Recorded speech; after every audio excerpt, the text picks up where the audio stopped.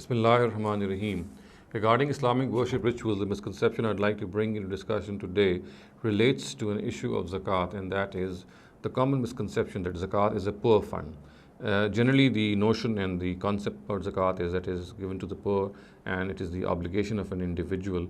Just as he has to pray to the Almighty, he has to pay a certain amount to his deprived in the society, and he is obligated to do so. Now, it needs to be understood that this is a very incomplete concept of zakat which people generally have. The heads of zakat which are mentioned in the Quran are much wider, and amongst these heads, obviously one of the heads is to spend on the poor and needy, but this is not the only head. And the complete concept of zakat which is mentioned in the Quran is very clear, and verse 60 of Surah Tawbah spells out these heads. And it needs to be understood that this zakat has to be given by Muslims to their state so that it can expend zakat on these heads which I'm going to just describe before you. However, if in the absence of a state, or in cases when a state is not accepting zakat or not taking zakat or not collecting zakat, then this responsibility must be discharged by the individual himself towards the society. Now, the Quranic verse which I was referring to, obviously has spelled out these heads, and the first of these heads obviously is al-fuqara wal-masakin, which means the poor and needy. So the Islamic State has this responsibility to fulfill the needs of the poor and needy. But as I said, the heads don't stop here, and they continue. For the next head which is stated is wal-amilina alayha, which means the salaries of all employees of the state can be given from this fund. Because the state is actually the collector of these funds, and as Imam Razi has specified in his tafsir under this head, it's the Imam, or this, which obviously is the representation of the state. So the salaries of employees of the state can be given through this fund. Fund which is collected from the individuals.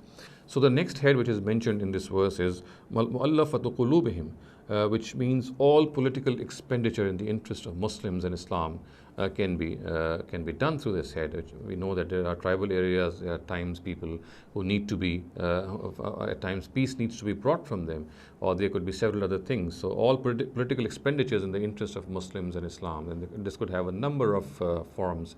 So this can be taken out from zakat. The next head which is mentioned in the Quran is wafir riqab, which means liberation from slavery. And in the times of the Prophet Muhammad ﷺ, or in the time of the revelation of this Quran, we know that the institution of human bondage or slavery was prevalent in Arabia.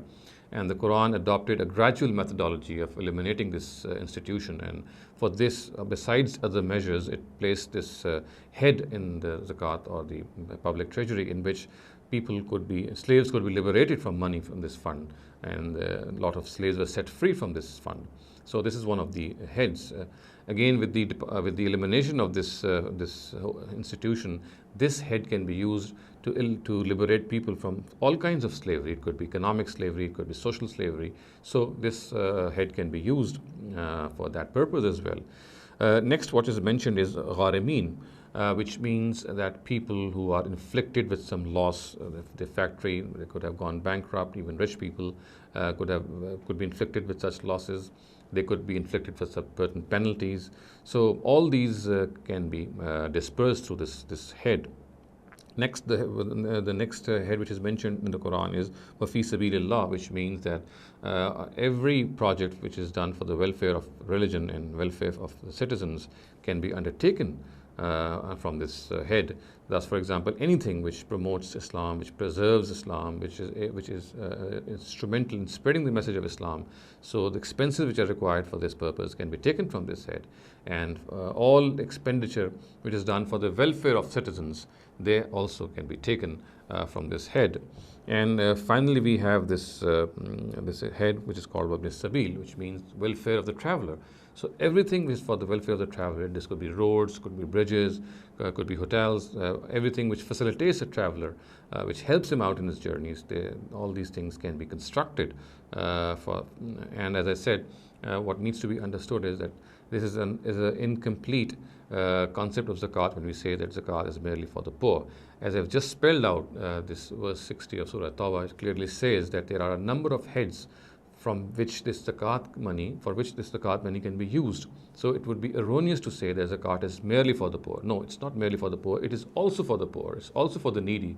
But then there are a number of other heads which I have just spelled out before you, in which zakat can be spent. So it is erroneous to say that zakat is merely a poor fund.